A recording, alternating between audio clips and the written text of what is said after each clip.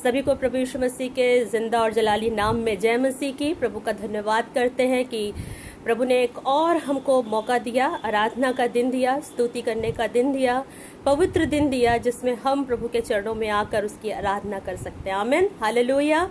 और परमेश्वर का वचन कहता है कि परमेश्वर की उपस्थिति में आनंद की भरपूरी है। और जब हम प्रभु के पास आते हैं, सारी चिंताओं को छोड़कर, सारी चिंताओं को पीछे छोड़कर, सारी निराशाओं को दूर करके, सारी बातों को छोड़कर जब हम प्रभु के चरणों में आते हैं तो परमेश्वर की उपस्थिति में हम आनंदित और मगन हो जाते हैं। हालेलुया। और हम परमेश्वर का धन्यवाद करते हैं कि प्रभु ने हमें बीते दिनों में संभाल कर रखा और अपने अनुग्रह में बना कर रखा, अपने पंखों के तले छुपा कर रखा। और हम सब के ऊपर प्रभु की दया बनी हुई है, हम सब प्रभु में सुरक्षित हैं। इसलिए हम प्रभु का कोटि कोटि धन्यवाद करें। हालेलुया। और आज का दिन भी प्रभु ने आराधना का दिन हमें दिया, तो इसलिए दिया कि हम उसके पवित्र नाम को ऊंचा उठाएं। आमीन, हालेलुया।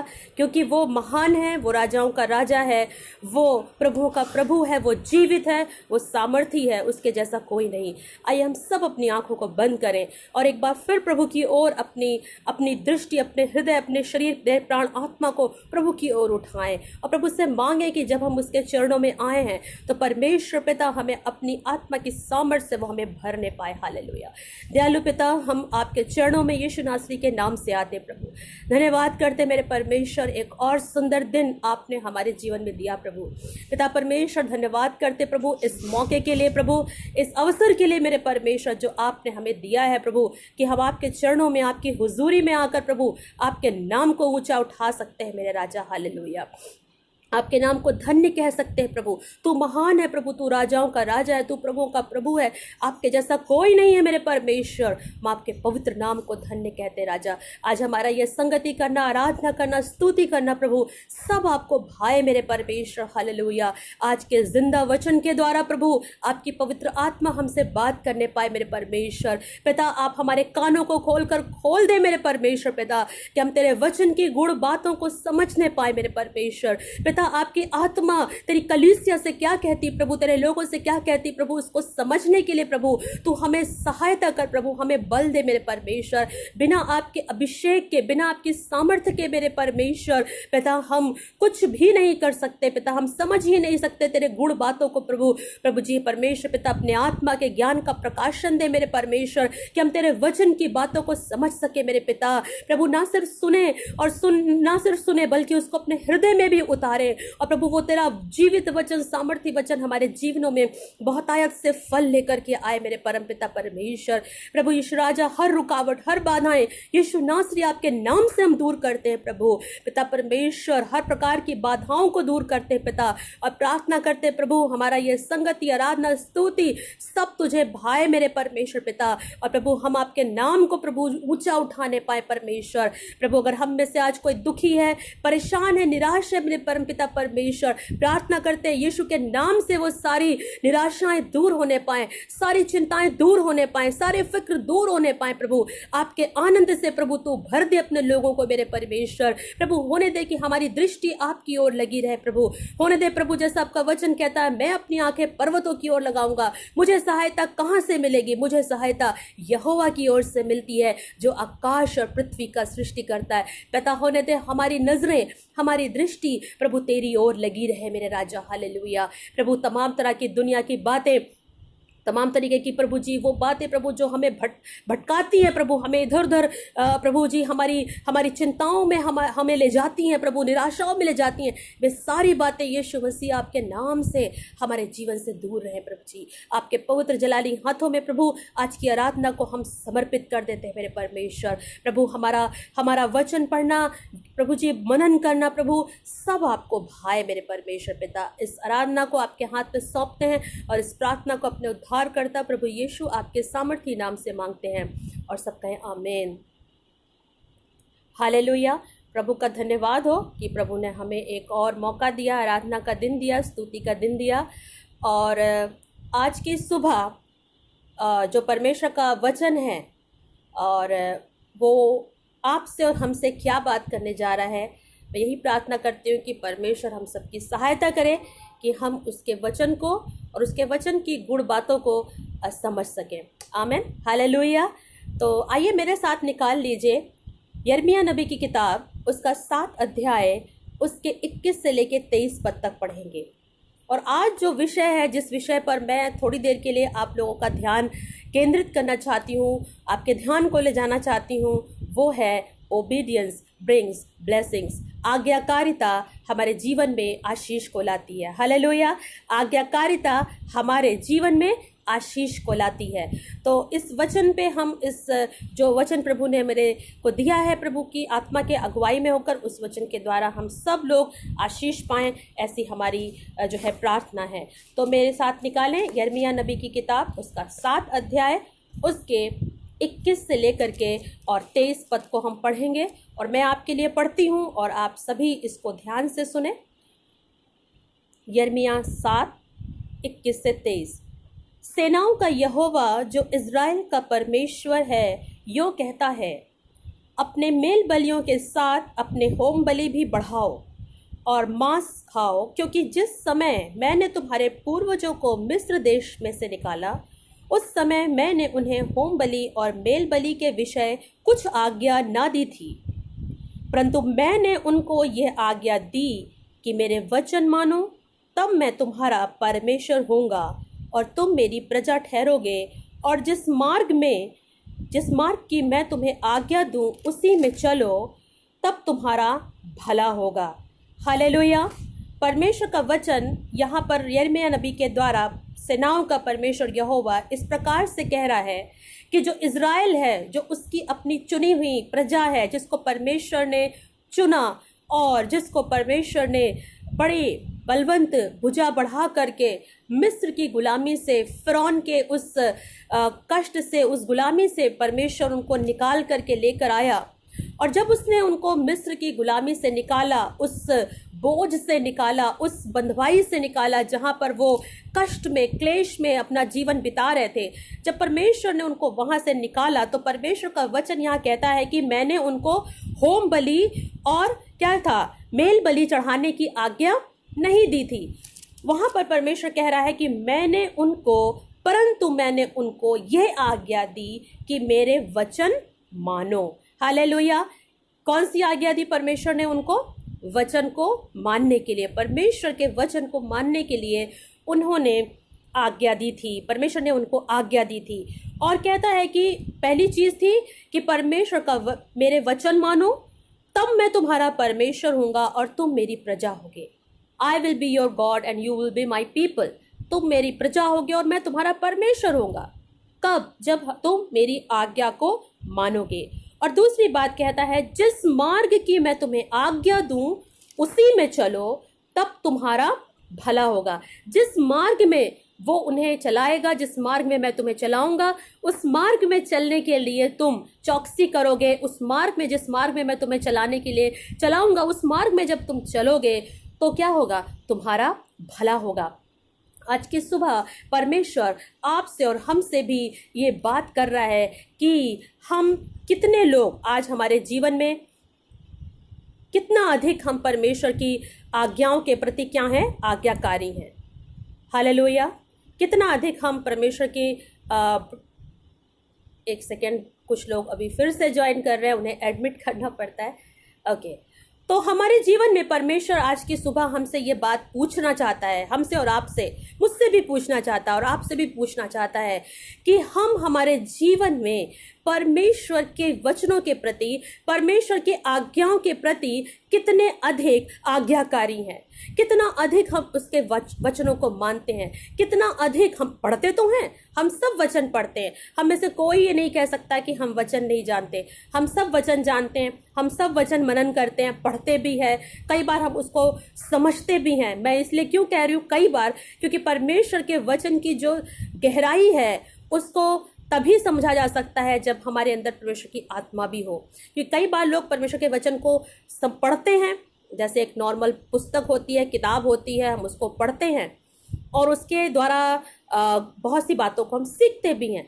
बट परमेश्वर उस वचन से हमसे और आपसे क्या बात करना चाहता है और हमसे और आपसे क्या एक्सपेक्ट करता है कि हम उस वचन के अनुसार क्या करें। सबसे पहले तो वो हमसे यही चाहता है कि हम उस वचन के अनुसार चलने की कोशिश करें। हालेलुया। क्योंकि यहाँ पर परमेश्वर जो है वो कहता है, ये यिर्मयाह नबी से कहता है कि तू इन लोगों से कह कि अपने बलिदान बढ़ाओ भाई और बढ़ाओ, लेकिन मैंने तुम्हें उसकी आज्ञा नहीं दी। मैंने तुम्हें सिर्फ इस बात की आज्ञा दी थी कि तुम मेरे वचनों को मानो और जिस मार्ग पर मैं तुम्हें आज्ञा दूं तुम उस पे चलो। दो बातें, मेरे वचन को मानना और उस मार्ग पे चलना जिस पे मैं तुम्हें चाहता हूं कि तुम उसमें चलो। तो ये दो चीज़ें हैं जो परमेश्वर ने अपने लोगों से उम्मीद करी थी और चाहा था कि वो उस आज्ञा को पालन करें और उस अनुसार चलें। शमूएल नबी की किताब अगर आप निकालें, पहला शमूएल 15 और 22 पद में क्या कहता है? पहला शमूएल उसका 15 अध्याय और उसके 22 पद में। पहला शमूएल 15 अध्याय और उसका 22 पद, यहाँ पर इस प्रकार से वचन कहता है, क्या यहोवा होम बलियों और मेल बलियों से उतना प्रसन्न होता है? क्या यहोवा होम बलियों और मेल बलियों से उतना प्रसन्न होता है जितना कि अपनी बात के माने जाने से प्रसन्न होता है? हालेलुया! जितना कि अपनी बात के माने जाने से प्रसन्न होता है। सुन, मानना तो बलि चढ़ाने से और कान लगाना मेढ़ों की चर्बी से उत्तम है। हालेलुया! क्या कहता है परमेश्वर?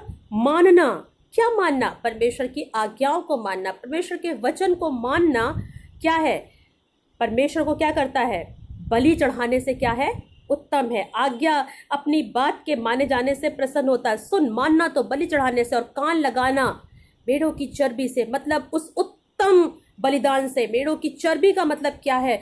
चर्बी एक ऐसी चीज को दिखाती है कि जो उत्तम बलिदान, उस उत्तम बलिदान से भी जो है वो क्या है? भला है। क्या? आज्ञा का पालन करना। आज्ञा माना बलिदान चढ़ाने से क्या है? उत्तम है।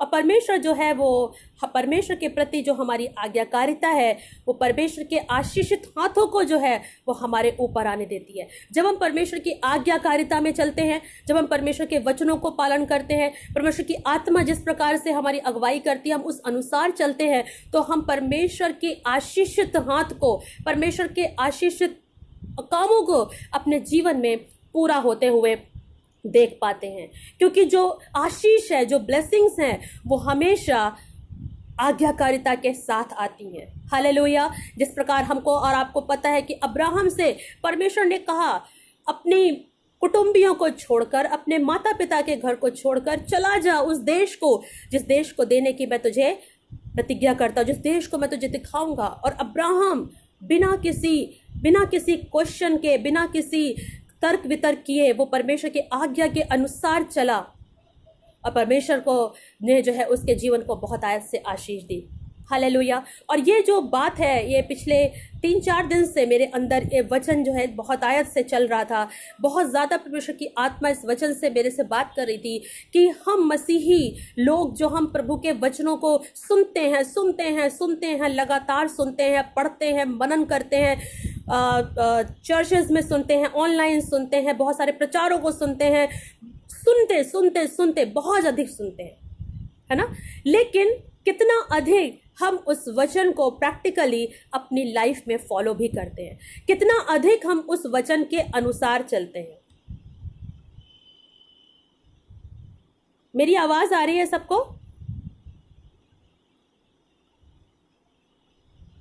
Okay, thank you. तो कितना अधिक हम उसके वचन के अनुसार हम चलते हैं? क्योंकि सुनते तो हम सब हैं। हम एक तरफ से सुनते हैं, दूसरी तरफ से हमारा वचन निकल जाता है, कलीसिया से बाहर आते हैं, परमेश्वर के वचनों को भूल जाते हैं। अगर आज मैं आपसे पूछूं लास्ट संडे हम लोगों ने क्या वचन मनन किया था, तो शायद हम में से कुछ लोग ही होंगे जिनको वो वचन याद होगा।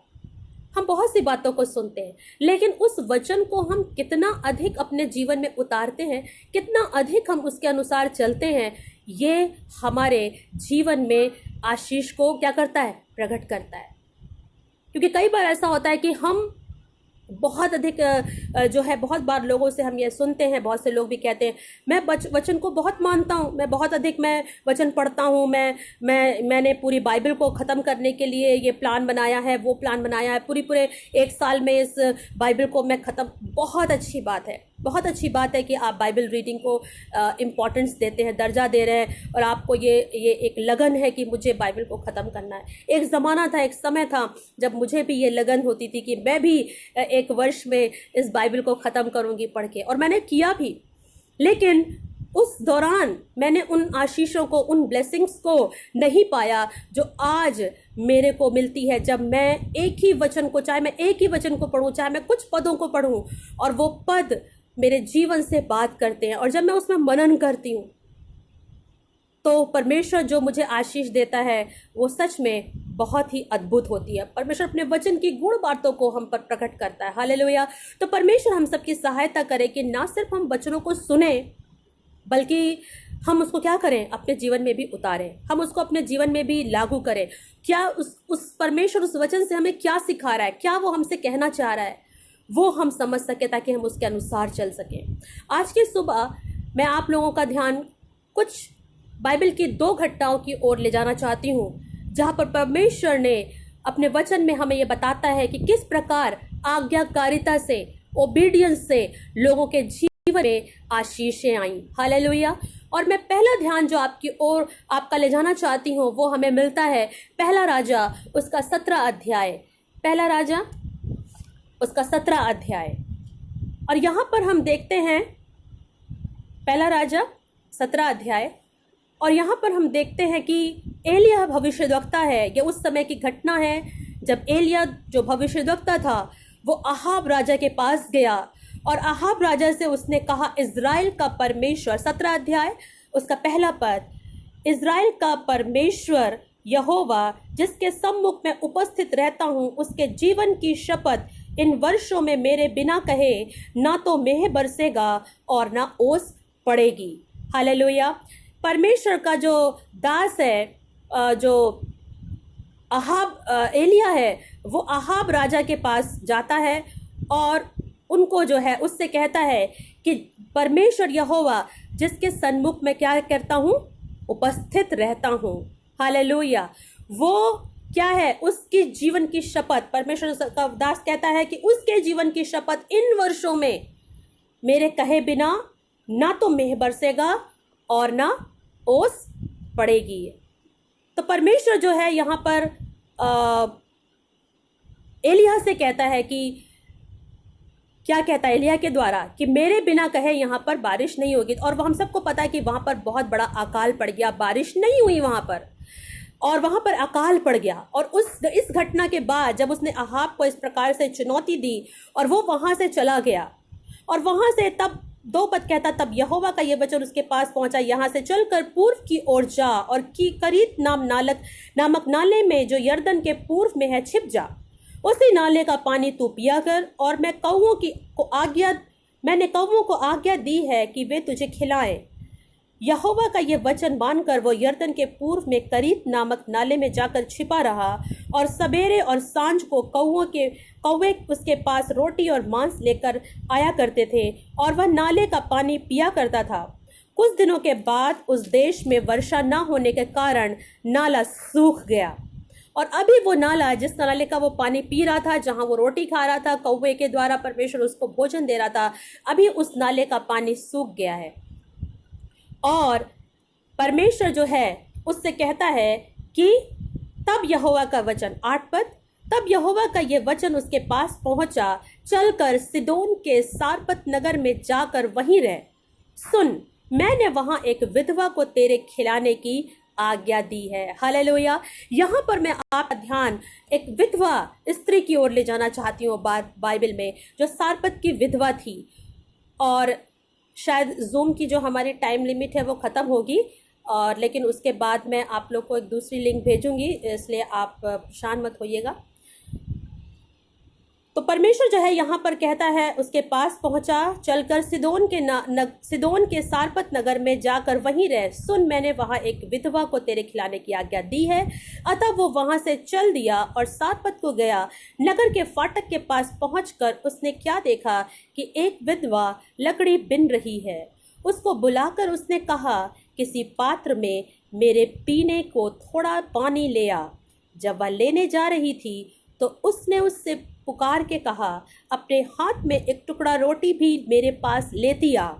उसने कहा, तेरे परमेश्वर यहोवा के जीवन की शपथ, मेरे पास एक भी रोटी नहीं है, केवल घड़े में मुट्ठी भर मैदा और कुप्पी में थोड़ा सा तेल है, और मैं 2-1 लकड़ी बिनकर लिए जाती हूँ कि अपने और अपने बेटे के लिए उसे पकाऊं और हम उसे खाएं, फिर मर जाएं।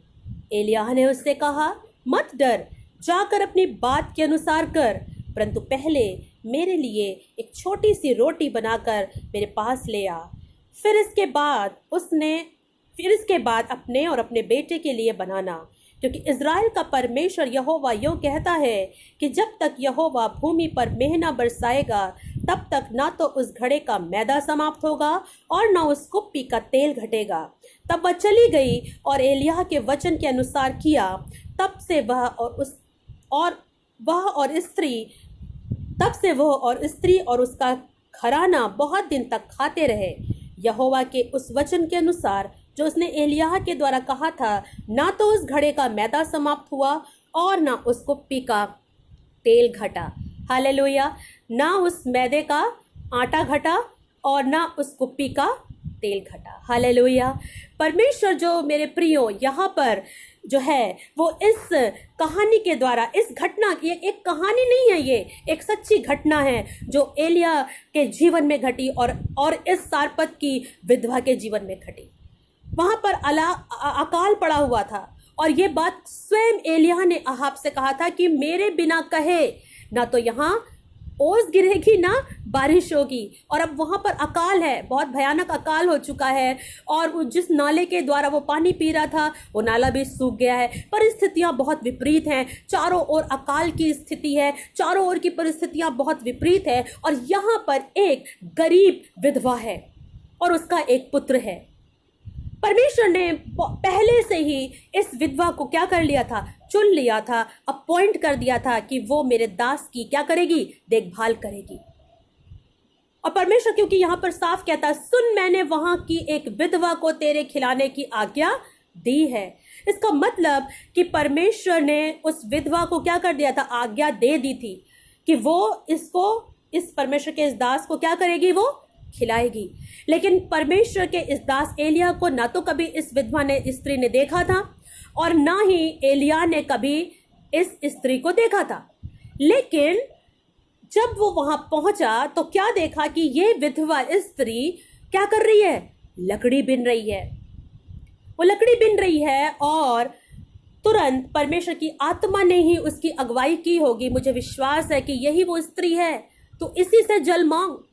और एलिय्याह ने उससे जल मांगा और एलिय्याह ने उससे कहा कि तू मेरे लिए पानी ले आ थोड़ा पीने के लिए, और साथ ही उसने कहा एक छोटी रोटी मेरे लिए बना करके लेकर गया। और इस विधवा की स्थिति क्या थी, ये विधवा बहुत ही अधिक गरीब थी, क्योंकि वचन बताता है कि उसने कहा, हे मेरे प्रभु, मेरे पास कुछ भी नहीं है, एक मुट्ठी मैदा है मेरे पास, और मैं ये लकड़ी बिन रही हूँ और इस लकड़ी को लेकर जाऊंगी और इससे रोटी बनाकर खाकर क्या हो जाऊंगी, मर जाऊंगी। उसकी आशा टूट चुकी है, उसको कोई उम्मीद नहीं है, उसको कोई आगे आने वाले भविष्य के लिए उसको कोई उम्मीद नहीं है। उसको यही उसने सोचा था कि अब तो मेरा आगे पीछे मेरे को चलाने वाला कोई नहीं है, मेरी सुधि लेने वाला कोई नहीं है, मैं एक विधवा हूँ, मैं गरीब हूँ, मेरे को देखभाल करने वाला कोई नहीं है, मुझे खिलाने वाला कोई नहीं है, और अब तो ये अकाल की स्थिति है। ऐसी स्थिति में कौन मेरी सुधि लेगा, कौन मुझे खिलाएगा, कौन मेरी पूर्ति करेगा। हो सकता है आज हम में से आप और हम भी इस प्रकार की परिस्थितियों में जा सकते हैं, सोच सकते हैं कि इस परिस्थिति में, इस विपरीत परिस्थिति में कौन मेरी सुधि लेगा, कौन मेरी जरूरत को पूरा करेगा, कहाँ से मेरे लिए रोटी आएगी, कहाँ से मेरे लिए पानी आएगा, कहाँ से मेरे बच्चे पढ़ेंगे, कहाँ से मेरा घर परिवार चलेगा, कहाँ से मेरी ज़रूरतें पूरी होंगी। लेकिन मैं आज की सुबह आपको बताना चाहती हूँ मेरे प्रियो कि यदि हम परमेश्वर के वचनों की ओर कान लगाए हुए हैं, यदि हमारी दृष्टि परमेश्वर की ओर लगी हुई है, यदि हमने परमेश्वर को अपना शरण स्थान माना है और अगर हमने उसके वचनों पर अपना भरोसा रखा है, तो परमेश्वर आपको और हमको क्या करता है, अद्भुत रीति से चलाता है। हालेलुया। अद्भुत रीति से वो हमें चलाता है, अद्भुत रीति से वो हमारे लिए रास्ते खोलता है। और ना सिर्फ वो हमारी ज़रूरतों को पूरा करता है, बल्कि हमको भी दूसरों के लिए आशीष का जरिया बनाता है। ये सारपत की विधवा को उसने क्यों चुना? मुझे ऐसा लगता है कि परमेश्वर ने इस विधवा की स्थिति को जाना था। परमेश्वर इस विधवा की अवस्था को जानता था कि इस विधवा के पास, इस विधवा स्त्री के पास अब कुछ नहीं है, सिर्फ एक मुट्ठी आटा है। अब इसके आगे पीछे करने वाला कोई नहीं है। परमेश्वर ने उसकी स्थिति को देखा था, उसकी परिस्थिति को जानता था, लेकिन ऐसी कमी घटी में, ऐसी विपरीत परिस्थिति में परमेश्वर ने सबसे पहले उसके जीवन में आज्ञाकारिता लाई। उसके जीवन में परमेश्वर ने कार्य किया कि वो आज्ञाकारी हुई। सबसे पहले परमेश्वर ने उस सारपत की विधवा को एलिय्याह के लिए आशीष का जरिया बनाया। हालेलुया। परमेश्वर ने एलिय्याह को उसके द्वारा भोजन मुहैया कराया, पानी मुहैया कराया। परमेश्वर ने उसको आज्ञाकारी बनाया। सबसे पहले उस कमी घटी में परमेश्वर ने उसको अपने वचन के अनुसार चलने के लिए सहायता की, क्योंकि परमेश्वर का वचन यहाँ कहता है कि मैंने वहां की एक विधवा को तेरे खिलाने की आज्ञा दी है। इसका मतलब परमेश्वर की आत्मा ने उससे बात की, उसको आज्ञा दी कि तुझे परमेश्वर के सेवक को भोजन कराना है। लेकिन हो सकता है उसके मन में बहुत सारे विचार चल रहे हो।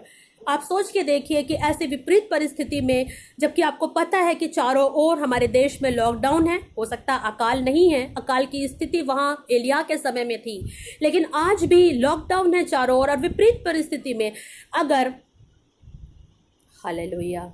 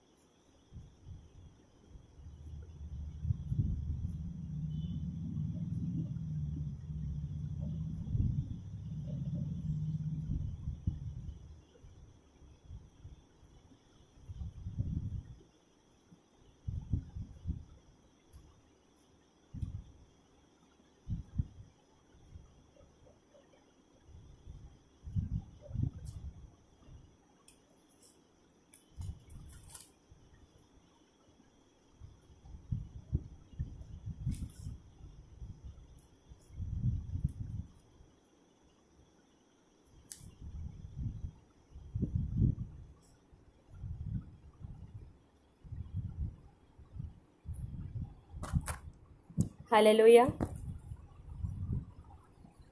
प्रभु का धन्यवाद हो। सबको मेरी आवाज आ रही है?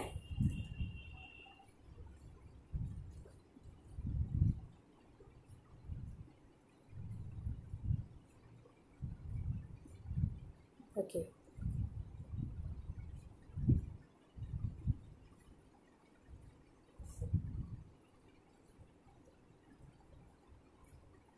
और यहाँ पर परमेश्वर का वचन इस प्रकार से कहता है कि उस परिस्थिति में, उस अकाल की परिस्थिति में परमेश्वर ने उसको आज्ञा का पालन करना सिखाया। और परमेश्वर जो है, यहाँ पर परमेश्वर का वचन बताता है कि वह जब स्त्री एलिय्याह की बात को सुनी, जब एलिय्याह ने उससे बोला कि जाकर मेरे लिए पानी ला और साथ ही रोटी भी लेकर के आ, तो उस स्त्री ने यहाँ पर क्या जवाब दिया? परमेश्वर का वचन यहाँ कहता है कि तेरे परमेश्वर यहोवा के जीवन की शपथ, मेरे पास एक भी रोटी नहीं है, केवल घड़े में मुट्ठी भर मैदा और कुप्पी में थोड़ा सा तेल है, और मैं एक लकड़ी बिन कर लिए जाती हूँ कि अपने और अपने बेटे के लिए उसे पकाऊं और हम खाएं और फिर मर जाएं। कितनी होपलेस सिचुएशन में ये जो विधवा थी, जो स्त्री थी, इसको कोई उम्मीद नहीं थी, इसको कोई भी उम्मीद नहीं थी कि शायद अब मैं जीऊंगी। लेकिन परमेश्वर ने उसको आज्ञाकारिता को पूरा करने के द्वारा, परमेश्वर के वचन के आज्ञा का पालन करने के द्वारा परमेश्वर ने उसके जीवन में ब्लेसिंग्स लेकर के आई। हालेलुया। हालेलुया। परमेश्वर का धन्यवाद हो इस वचन के द्वारा। और परमेश्वर जो है यहाँ पर कहता है कि परमेश्वर का वचन बताता है कि एलिय्याह ने आगे नहीं, उसी वही कंटिन्यू है, जूम उसी को कंटिन्यू करो, जूम ग्रुप में डाल दीजिए। तो परमेश्वर का जो वचन यहाँ पर कहता है कि एलिय्याह ने उससे कहा, मत डर, जाकर अपनी बात के अनुसार कर, परंतु पहले मेरे लिए एक छोटी सी रोटी बनाकर मेरे पास ले आ, इसके बाद अपने और अपने बेटे के लिए बनाना। जा, अपने बात के अनुसार कर, जैसा तू चाह रही है कर, बना, खा, अपने बेटे को भी दे, लेकिन उससे पहले मेरे लिए लेकर के आ रोटी। क्यों? इतना स्वार्थी तो नहीं हो सकता एलिय्याह ना, लेकिन क्योंकि एलिय्याह ने आगे क्या कहा, वो वहाँ पर जो है एक बहुत ही अधिक आश्चर्यजनक बात है। वो कहता है, क्योंकि इज़राइल का परमेश्वर यहोवा यूं कहता है कि जब तक यहोवा भूमि पर मेंह न बरसाएगा, तब तक न तो उस घड़े का मैदा समाप्त होगा और न उस कुप्पी का तेल घटेगा। ना तो उस घड़े का मैदा समाप्त होगा और ना ही उस कुप्पी का तेल घटेगा। हालेलुया। और जब वो स्त्री समझ गई, वो स्त्री जान गई कि ये परमेश्वर का जन है, वो समझ गई कि ये परमेश्वर की ओर से जो मुझे आज्ञा मिली थी ये वही है, और उसने वैसा ही किया। और क्योंकि परमेश्वर का वचन कहता है, तब वो चली गई और एलिय्याह के वचन के अनुसार किया। जिस प्रकार से एलिय्याह ने उससे कहा था वैसा ही उसने जाकर के किया। हमारे और आपके भी लाइफ में इस प्रकार की परिस्थितियां आ सकती हैं, विपरीत परिस्थितियां, जब हमें लगे कि शायद हमारे पास ही पर्याप्त नहीं है, लेकिन ऐसी परिस्थिति में, ऐसी विपरीत परिस्थिति में परमेश्वर, in order to receive blessing, परमेश्वर की आशीषों को हम प्राप्त करें, उसके पहले परमेश्वर भी हमें दूसरों के लिए आशीष का जरिया बनाता है। और मैं इस विधवा के जीवन से यही देख रही थी कि परमेश्वर इसे आशीष देना चाहता था। वो देता, परमेश्वर को मालूम था कि इस विधवा स्त्री के पास खाने के लिए अब कुछ नहीं है, और उसको परमेश्वर जो है वो ब्लेस करना चाहता था। इसीलिए परमेश्वर ने उसको पहले आज्ञा पालन करना सिखाया। हालेलुया। और जब उसने उस आज्ञा का पालन किया और जब उसने एलिय्याह को रोटी दी, और एलिय्याह को रोटी देने के द्वारा एलिय्याह के लिए जब वो आशीष का कारण बनी, एलिय्याह के लिए जब उसने अपने घर को खोला, एलिय्याह के लिए जब उसने जो है परमेश्वर के सेवक के लिए, परमेश्वर के दास के लिए उसने अपने अपने अपने उस जो कुछ भी उसके पास था उसको परमेश्वर के दास के लिए जब उसने दे दिया, तब परमेश्वर ने उसके जीवन में इतना बड़ा काम किया कि जब तक अकाल नहीं घटा, समाप्त नहीं हुआ। क्योंकि परमेश्वर का वचन कहता है, यहोवा के उस वचन के अनुसार 16 पद, जो उसने एलिय्याह के द्वारा कहा था, ना तो उस घड़े का मैदा समाप्त हुआ और ना उस कुप्पी का तेल घटा। हालेलुया। परमेश्वर ने उसके जीवन में इतना बड़ा आश्चर्य कर्म किया आज्ञाकारिता के कारण। आज्ञाकारिता के कारण परमेश्वर ने उसके जीवन में एक बहुत बड़ा काम किया। न पूरे अकाल, और हमें मालूम है कि जब एलिय्याह के समय में जो अकाल आया था वो 3.5 वर्ष के लिए आया था। 3.5 वर्ष में मानती हूं कि ना तो उस घड़े का मैदा समाप्त हुआ और ना उस कुप्पी का। कभी किसी ने देखा है कुप्पी? कुप्पी मतलब बहुत ही छोटी होती है, वो बहुत बड़ा बॉटल या बहुत बड़ा जार नहीं है, छोटी कुप्पी। लेकिन उस कुप्पी का जो है वो ना तो तेल घटा और ना ही उसके मटके का मैदा समाप्त हुआ। हालेलुया। परमेश्वर हमें और आपको भी आशीष का जरिया बनाना चाहता है। अगर आप चाहते हैं कि आपका जीवन आशीषित हो, अगर आप चाहते हैं आपके जीवन में बहुतायत से परमेश्वर का आशीर्वाद भरा हाथ हो, तो परमेश्वर आपको पहले दूसरों के लिए आशीष का जरिया बनाएगा। हालेलुया। परमेश्वर ने, यीशु मसीह ने कहा, यदि तुम्हारे पास 2 कुर्ते हैं तो तुम 1 दे दो। हालेलुया। हमें यह कहानी मालूम है, एक छोटा बालक जो कि क्या था, अपने एक छोटा सा टिफिन लेकर के गया था प्रभु यीशु मसीह के पीछे, 5 रोटी और 2 मछलियां लेकर गया था। और परमेश्वर ने जब मांगा, जब भोजन की, इन सबको हमें जो भोजन कराना, हम सबको ये कहानी पता है। और उसके चेलों ने बोला कि यहाँ तो हमारे पास कुछ भी भोजन नहीं है, यहाँ तो दूर दूर तक कोई शॉप नहीं है, कोई होटल नहीं है, कहाँ से भोजन आएगा। लेकिन एक बालक है, उसके पास ये भोजन है। और उस बालक ने क्या किया, अपने उस भोजन को दे दिया। और परमेश्वर ने क्या किया, उस बालक के जरिए से 5,000 लोगों को खिलाया, आशीष दिया। परमेश्वर चाहता है कि हमारी कमी घटी में भी प्रभु हमको दूसरों के लिए आशीष का जरिया बनाना चाहता है। मेरे प्रियो, अगर हम चाहते हैं कि हम हमारे जीवन में एक आशीषित जीवन जिए, हालेलुया। बहुतों के पास आज बहुत कुछ हो सकता है, हम सबके पास धन संपत्ति, बहुत सी चीज़ें हो सकती हैं, लेकिन आशीष उन सब से अलग हटकर है। अगर हम चाहते हैं हमारा जीवन आशीषित हो, तो सबसे पहली चीज़ कि हमको परमेश्वर की आज्ञा का पालन करना है। परमेश्वर के जो वचन है, परमेश्वर जो हमसे बात करता है, उस वचन के अनुसार हमें आज्ञाकारिता का जीवन जीना है, जिससे कि हमारे जीवन में वो ब्लेसिंग्स आए। इस विधवा ने तो पूरा सोच लिया था कि अब मैं लकड़ी बिनूंगी, बनाऊंगी, 1 रोटी या 2 रोटी जो भी है, मुट्ठी भर मैदे से जो भी रोटी बन जाएगी मैं खाऊंगी, मेरा बेटा खाएगा, जितने दिन जी पाएंगे जिएंगे, नहीं तो अब तो मरना ही है, क्योंकि आगे तो कोई उपाय है नहीं, आगे तो कोई भी हमारे पास साधन नहीं है, कहीं से कुछ आने की उम्मीद नहीं है, क्योंकि अकाल है और बहुत ही गंभीर अकाल है। तो ऐसे में वो स्त्री ने क्या किया? परमेश्वर की आवाज को सुना। मेरे प्रियो, हालेलुया। क्योंकि परमेश्वर का वचन साफ कहता है ना, 9 पद में, कि मैंने एक विधवा को तेरे खिलाने की आज्ञा दी है। परमेश्वर ने उसे आज्ञा दी थी, परमेश्वर के उस वचन को उसने सुना था, उसका उसने पालन भी किया, और उसके द्वारा उसके जीवन में इतनी बड़ी आशीष आई कि वो जब तक अकाल समाप्त नहीं हुआ तब तक उसका ना तो मैदा घटा ना तो तेल घटा। क्या आज हम अपनी इस कमी घटी में हम दूसरों के लिए आशीष का जरिया बन रहे हैं? क्या हमने दूसरों की सुधि ली? कल मैंने 2-4 छोटे छोटे बच्चे आए सब्जी बेचने के लिए, और मैंने एक टमाटर बेच रहा था, तो मैंने उससे बोला, बेटा टमाटर क्या हिसाब दे रहे हो? तो उसने बताया, आंटी ये टमाटर अच्छे नहीं हैं, थोड़ा ज़्यादा पक गए हैं, रहने दो।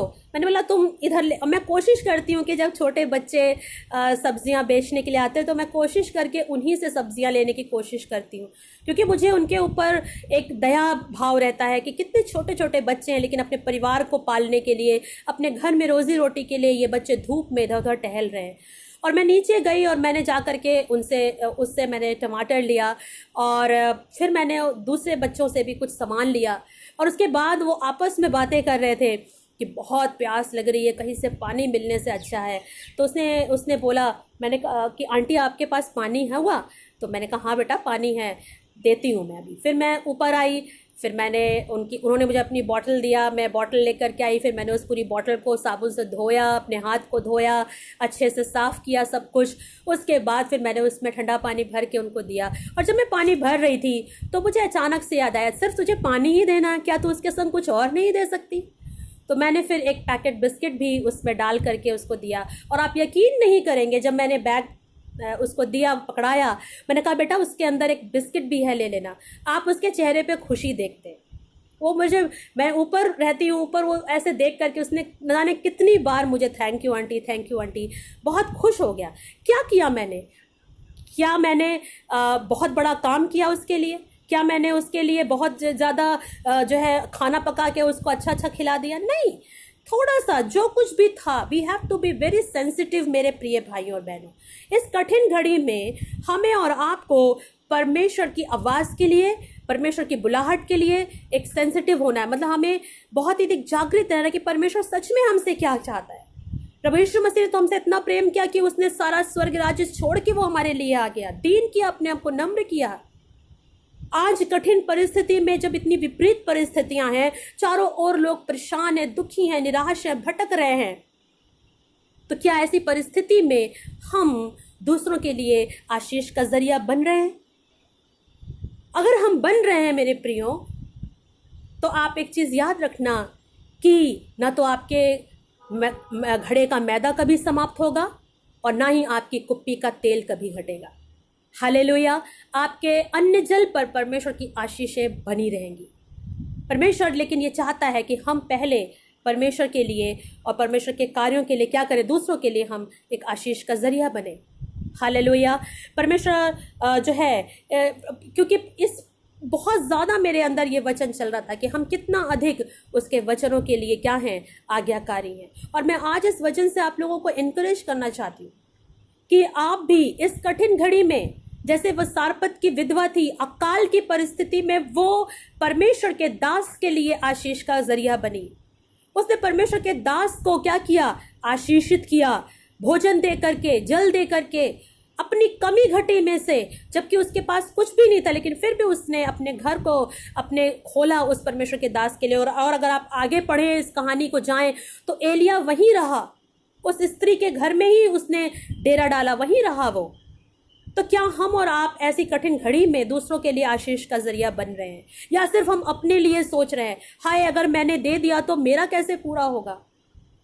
परमेश्वर जो है मेरे प्रियो, हम सबकी सहायता करे कि इस कठिन घड़ी में अगर हम एक आशीषित जीवन जीना चाहते हैं, और अगर हम चाहते हैं कि हमारी कुप्पी में का ना तो जो है तेल घटे और ना ही हमारे घड़े का मैदा समाप्त हो, तो हमें परमेश्वर के वचन के अनुसार चलना होगा। हालेलुया। प्रभु यीशु मसीह ने क्या कहा कि अगर तुम्हारे पास कोई अगर 2 कुर्ते हो तो तुम दे दो, भूखों को रोटी खिलाओ। हालेलुया। यीशु मसीह क्या किया? अगर आप उसके जीवन को देखें तो हमारा और आपका भी फर्ज बनता है कि हम भी उसके बनाए हुए पद चिन्हों पर चले, हम भी दूसरों के लिए आशीष का जरिया बने। जब सरपत की विधवा एक ऐसी, मतलब उसके पास कुछ भी नहीं है, जबकि जब वो दूसरों के लिए उस पर आशीष का जरिया बन सकती है, तो हम और आप क्यों नहीं बन सकते दूसरों के लिए आशीष का जरिया? हालेलुया। तो परमेश्वर हमारी सहायता करे कि हम परमेश्वर के वचन के अनुसार करें, उसकी आवाज को सुने कि परमेश्वर का वचन, परमेश्वर की आत्मा हमसे क्या बात करती है, और जो हम दूसरों के लिए इस कठिन घड़ी में जो है आशीष का कारण बने। दूसरी घटना जो आज मैं बाइबल में जो मैं ले जाना चाहती हूँ कि ओबीडियंस ऑल्सो ब्रिंग्स हीलिंग, आज्ञाकारिता आपके जीवन में जो है वो चंगाई को भी लेकर के आती है। हालेलुया। मेरे साथ निकाल लें लूका रचित सुसमाचार उसका 17 अध्याय। लूका रचित सुसमाचार उसका 17 अध्याय, और वहां पर हम इस घटना को देखते हैं जो 10 कोढ़ी थे जिनको यीशु मसीह ने चंगाई दी थी।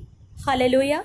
यहाँ पर लूका 17 अध्याय और उसके 11 पद से इस प्रकार लिखा है, ऐसा हुआ कि वह यरूशलेम जाते हुए सामरिया और गलील के बीच से होकर जा रहा था।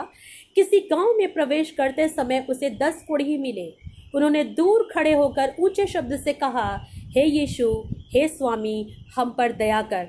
दूर से ऊंचे शब्द से चिल्लाकर कहा, हे स्वामी, क्या कर, हम पर क्या कर, दया कर। हे यीशु, हे स्वामी। इट मीन्स कि उनको पता था कि ये यीशु नासरी है, ये वही यीशु नासरी है जो लोगों को चंगाई देता है। हे यीशु नासरी, हे स्वामी, हम पर दया कर। उसने उन्हें देखकर कहा, जाओ और अपने आप को याजकों को दिखाओ। यहाँ पर बहुत ही स्ट्रेंज सी बात है, बहुत ही अलग तरीके से यीशु मसीह ने उनसे क्या कहा कि जाओ अपने आप को किसको दिखाओ, याजकों को दिखाओ। और मैं आपको बताना चाहती हूँ कि यीशु मसीह के समय में, उस ज़माने में जो इस प्रकार के जो लोग होते थे जिन्हें इस प्रकार की बीमारी होती थी या कोढ़ की बीमारी होती थी, अगर इस प्रकार की कोई बड़ी समस्या होती थी तो लोग उनको क्या करते थे, पापी समझते थे। उनको लोग क्या कर समझते थे, अशुद्ध समझते थे। उनको अपने नगर से निकाल दिया जाता था, उनको अलग रखा जाता था, और लोग समझते थे, ये सोचते थे कि ये पापी है क्योंकि इसने ज़रूर कोई ना कोई पाप किया होगा, इसीलिए इसके जीवन में इस प्रकार की बीमारी या परेशानी या समस्या है। और खास तौर से जो कोढ़ी थे वो तो बिल्कुल ही अशुद्ध समझे जाते थे। और यहाँ पर यीशु मसीह उनसे कह रहा है कि तुम जाके याजक को दिखाओ।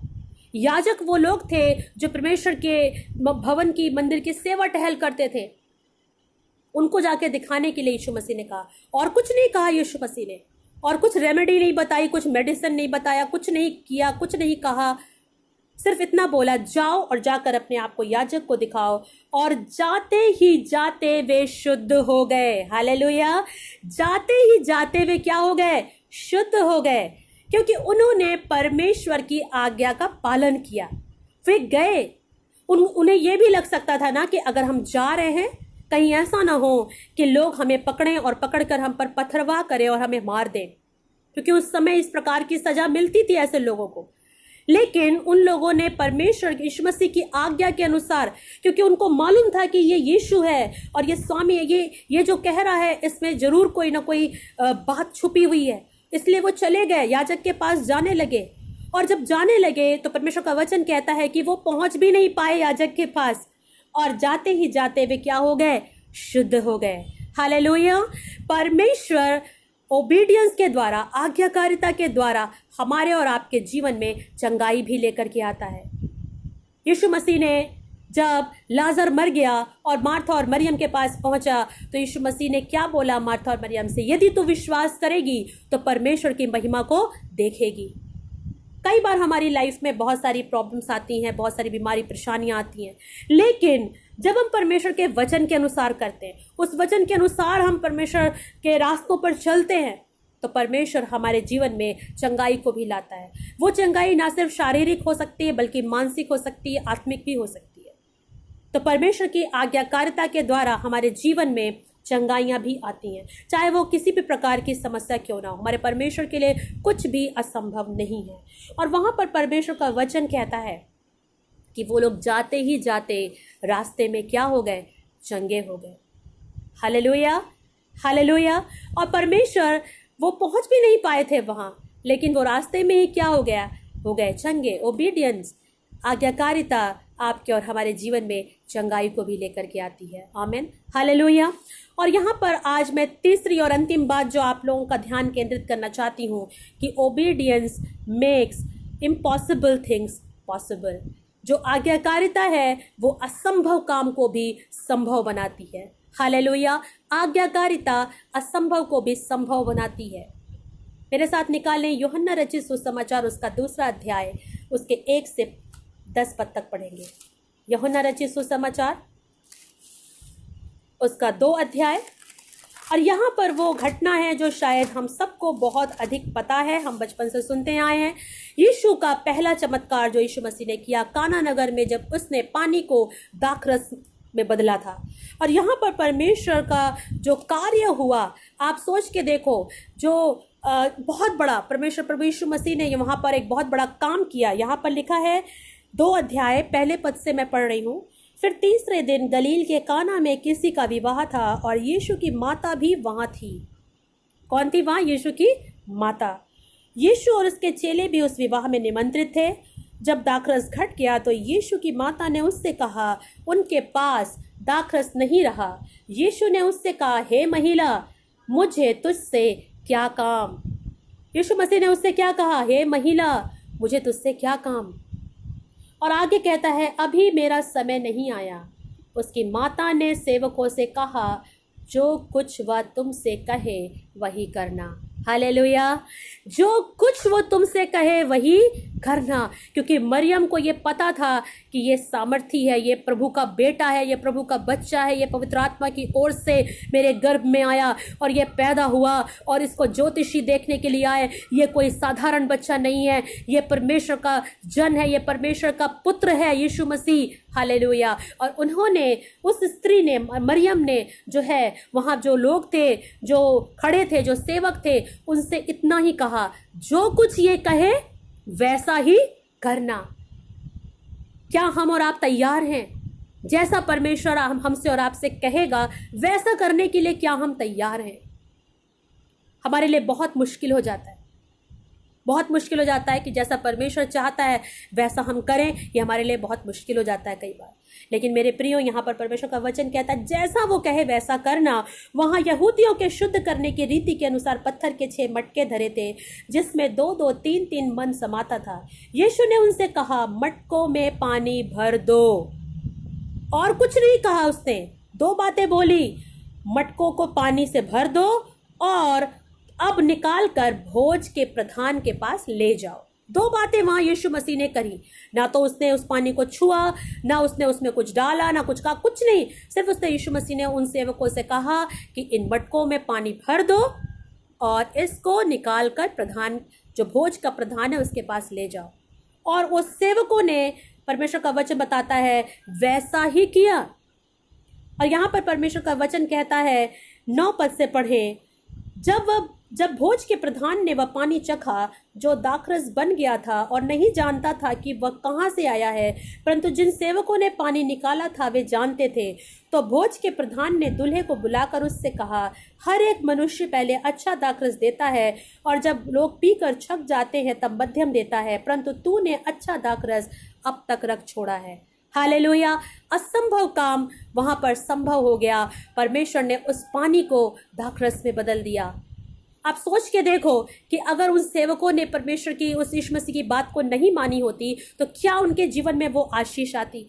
क्या वो वहां पर जो दाखरस घट गया था एक बहुत ही ज़्यादा लज्जा की बात हो जाती? अगर आप और हम की पार्टी रखें, कोई निमंत्रण कर दे सबको और हमारे घर में भोजन घट जाए, कम हो जाए, तो हमारे लिए कितनी अधिक शर्म की बात है। लेकिन वहां पर प्रभु यीशु मसीह के वचन को मानने के द्वारा एक बहुत बड़ा काम हुआ, बहुत असंभव काम हुआ कि पानी जो है वो क्या हो गया, दाखरस में बदल गया, सिर्फ एक वचन के मानने के कारण। मेरे प्रियो, परमेश्वर का वचन जो है वो दो धारी तलवार है, वो सामर्थी है, वो प्रबल है, वो जीवित है। और हमें और आपको सिर्फ ये वचन जो हमारे हाथों में आज है, ये इसलिए नहीं है कि बस हम इसे पढ़ते जाएं, सुनते जाएं, लेकिन हम उसके अनुसार ना चले। नहीं, ये वचन हमें इसलिए मिला है कि हम इसे पढ़ें, इसे मनन करें, इसको दिन रात ध्यान करें। हालेलुया। ताकि इस वचन के मानने के द्वारा हमारे जीवन में हम एक आशीष को अपने जीवन में देखें।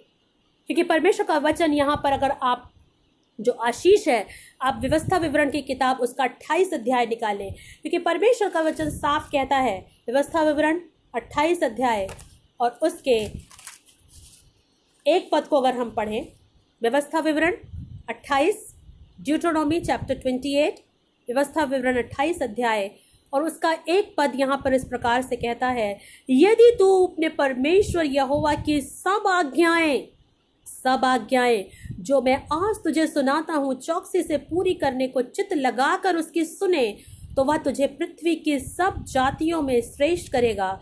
फिर अपने परमेश्वर यहोवा के सुनने के कारण ये सब आशीर्वाद तुझ पर पूरे होंगे। और यहाँ पर बहुत सारी आशीर्वाद की बातें यहाँ पर लिखी हुई हैं। धन्य हो तू नगर में, धन्य हो तू खेत में, धन्य हो तेरी संतान और तेरी भूमि की उपज और गाय और भेड़ बकरी आदि पशुओं के बच्चे, धन्य हो तेरी टोकरी और तेरी कठौती, धन्य हो तू भीतर आते समय, धन्य हो तू बाहर जाते समय। यहोवा ऐसा करेगा कि तेरे शत्रु जो तुझ पर चढ़ाई करेंगे वे तुझसे हार जाएंगे। वे एक मार्ग से तुझ पर चढ़ाई करेंगे परंतु तेरे सामने से 7 मार्ग से होकर भाग जाएंगे। तेरे खत्तों पर और जितने कामों में तू हाथ लगाएगा उन सबों पर यहोवा आशीष देगा। इसलिए जो देश तेरा परमेश्वर यहोवा तुझे देता है उसमें वह तुझे आशीष देगा, यदि तू अपने परमेश्वर यहोवा की आज्ञाओं को मानते हुए उसके मार्गों पर चले, तो वह अपनी शपथ के अनुसार तुझे अपनी पवित्र प्रजा करके स्थिर करेगा।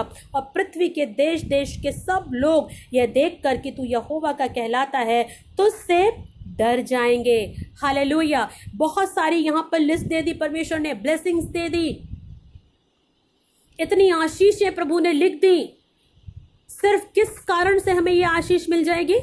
परमेश्वर के वचन को मानने के द्वारा। आज अगर प्रधानमंत्री जी कोई स्कीम का अनाउंस कर दे कि आपको इतने खाते में इतने लाख रुपए आ जाएंगे, उसके लिए ये फॉर्मेलिटीज हैं, तो शायद हम सब पूरी कोशिश करेंगे, लाइनों में लग जाएंगे, पूरा डॉक्यूमेंट पूरा करेंगे, जिससे कि वो ब्लेसिंग्स, वो पैसे, हो सकता है शायद वो बेनिफिट हमें मिल जाए। और कर भी रहे हैं लोग, करते भी हैं। लेकिन परमेश्वर ने यहाँ पर पूरी लिस्ट रखी है हमारे सामने, वो सारी ब्लेसिंग्स, वो सारी आशीषें जो परमेश्वर के वचन को मानने के द्वारा हमारे और आपके जीवन में आती है। और ना सिर्फ हमारे और आपके जीवन में आती हैं, बल्कि हमारे बाद हमारे नाती पोते, हमारे बच्चों में, हमारे नाती पोतों में, हमारे परपोतों में, पीढ़ी दर पीढ़ी वो आशीषें बनी रहती हैं। हालेलुया। किस वजह से? सिर्फ परमेश्वर के वचन को मानने के द्वारा, परमेश्वर के वचन पे चलने के द्वारा। और इसी व्यवस्था विवरण 28 अध्याय और उसके 12 पद में क्या कहता है? यहोवा तेरे लिए अपने आकाश रूपी उत्तम भंडार को खोलकर तेरी भूमि पर समय पर में बरसाया करेगा और तेरे सारे कामों पर आशीष देगा। हालेलुया। तेरे सारे काम पर आशीष देगा। और तू बहुतेरी जातियों को उधार देगा, परंतु किसी से तुझे उधार लेना ना पड़ेगा। हालेलुया। तू बहुतों के लिए आशीष का जरिया बनेगा। हम और आप अगर परमेश्वर के वचन पर चल रहे हैं, अगर परमेश्वर के वचन को, आज्ञाकारिता को मान रहे हैं, परमेश्वर आपको क्या करेगा? बहुतों के लिए आशीष का जरिया बनाएगा।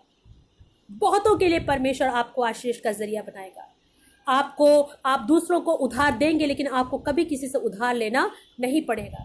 सिंपल सा एक फंडा, सिंपल सी प्रिंसिपल है हमारी लाइफ के लिए, ओबीडियंस, परमेश्वर के वचन के प्रति आज्ञाकारिता। हालेलुया। और यीशु मसीह ने यूहन्ना रचित सुसमाचार और उसके 15 अध्याय में क्या कहा? यदि तुम मेरे से प्रेम करोगे तो मेरी आज्ञाओं को मानोगे। सीधी सी बात, अगर मैं आज आपसे पूछूं कि आप सच में यीशु मसीह से प्रेम करते हैं, तो आप सब हाथ उठाएंगे, आप सब यही कहेंगे कि हाँ, हम सब यीशु मसीह से प्रेम करते हैं। कैसी बात पूछती हैं सिस्टर आप? हम सब प्रभु यीशु मसीह से प्रेम करते हैं। लेकिन यहाँ पर कहता है कि यदि तुम मेरी आज्ञाओं को मानोगे तो मेरे प्रेम में बने रहोगे, जैसा कि मैंने अपने पिता की आज्ञाओं को माना है और उसके प्रेम में बना रहता हूँ। हालेलुया। यूहन्ना 15 और उसका 10 पद। यदि तुम मेरी आज्ञाओं को मानोगे तो मेरे प्रेम में बने रहोगे। और उसने उदाहरण दिया, जैसे मैं क्या हूँ, पिता की आज्ञाओं को मैंने माना है और उसके प्रेम में बना रहता हूँ कंटिन्यूअस। मैंने ये बातें तुमसे इसलिए कही कि मेरा आनंद तुम्हें बना रहे और तुम्हारा आनंद पूरा हो जाओ। हालेलुया। तो परमेश्वर के वचन को मानने के कारण परमेश्वर, मेरे प्रियो, हमारे जीवन में बहुत आयत से आशीषें देने के लिए रेडी है। लेकिन हमें और आपको अपने आप को तैयार करना है, अपने कानों को हमें खोलना है, अपने आत्मा को हमें तैयार करना है, अपने दिल को प्रिपेयर करना है, अपने मन को, अपनी आत्मा को तैयार करना है कि हम परमेश्वर के वचन को, कि परमेश्वर की आत्मा हमसे और आपसे क्या बात कर रही है, उसको हम सुन पाएं। जिस प्रकार से सरपत की विधवा बहुत ही विपरीत परिस्थितियों में थी, वो उसके पास कुछ भी नहीं था, लेकिन परमेश्वर की आज्ञा का उसने पालन किया और परमेश्वर की आज्ञा का पालन करके उसने परमेश्वर के दास को क्या किया? आशीषित किया। परमेश्वर के दास के लिए वो आशीष का जरिया बनी। अपनी कमी घटी में से वो दूसरों के लिए पहले आशीष का जरिया बनी। उसके बाद परमेश्वर ने उसको इतनी ब्लेसिंग्स दी कि जब तक अकाल समाप्त नहीं हुआ तब तक उसके भोजन की कोई घटी उसको नहीं हुई। ये परमेश्वर का वचन बताता है। इस कमी घटी में, इस लॉकडाउन की स्थिति में, जब हमारे देश में परिस्थितियां बहुत अधिक विपरीत हैं, क्या हम अपनी कमी घटी में दूसरों के लिए आशीष का जरिया बन रहे हैं? परमेश्वर हमारी सहायता करे। हम कितना अधिक सेंसिटिव है। आमीन। हालेलुया। और अगर दूसरी चीज, ओबीडियंस ब्रिंग्स क्या है? Healing in our life. और लास्ट चीज, obedience brings, it makes impossible things possible. अगर हम परमेश्वर की आशीषों को अपने जीवन में देखना चाहते हैं, परमेश्वर हम चाहते हैं कि प्रभु हमारे जीवन में चंगाई दे, छुटकारा दे, आशीष दे, तो हमें और आपको परमेश्वर के वचन पे ना सिर्फ सुनना है, बल्कि उस वचन को अपने जीवन में ग्रहण भी करना और उस वचन के अनुसार उसमें चलना भी है। और जब हम ऐसा करते हैं तो परमेश्वर की आशीषों को हम अपने जीवन में देखेंगे। उन आशीषों को जो परमेश्वर का वचन कहता है, ना तो तुम्हारी आंखों ने देखा है, ना तुम्हारे कानों ने सुना है, ना तुम्हारे चित्त बनाई हैं, वो योजनाएं हैं जो परमेश्वर अपने प्रेम करने वालों के लिए पहले से तैयार करके रखी है। परमेश्वर आपके लिए अद्भुत युक्ति करेगा। हालेलुया। परमेश्वर आपके लिए आश्चर्य कर्म करेगा, क्योंकि आज्ञाकारिता के द्वारा हमारे जीवन में ना सिर्फ आशीष आती है, बल्कि चंगाई आती है, बल्कि हमारे जीवन में भरपूरी का जीवन हमारे जीवन में आता है, हमारे जीवन में छुटकारा आता है, हमारे जीवन में रेस्टोरेशन आता है। हालेलुया। संभव बातें संभव बनती। परमेश्वर हम सबकी सहायता करे आज की सुबह कि हम इस कठिन घड़ी में परमेश्वर की आज्ञा का पालन करें। परमेश्वर ने हमें वचन में क्या सिखाया है। हालेलुया। भूखों की सुधि लेना, अनाथों की सुधि लेना, विधवाओं की सुधि लेना। और हम ऐसी कठिन परिस्थिति में जब हम दूसरों के लिए आशीष का कारण बनते हैं, परमेश्वर हमें भी आशीष देता है।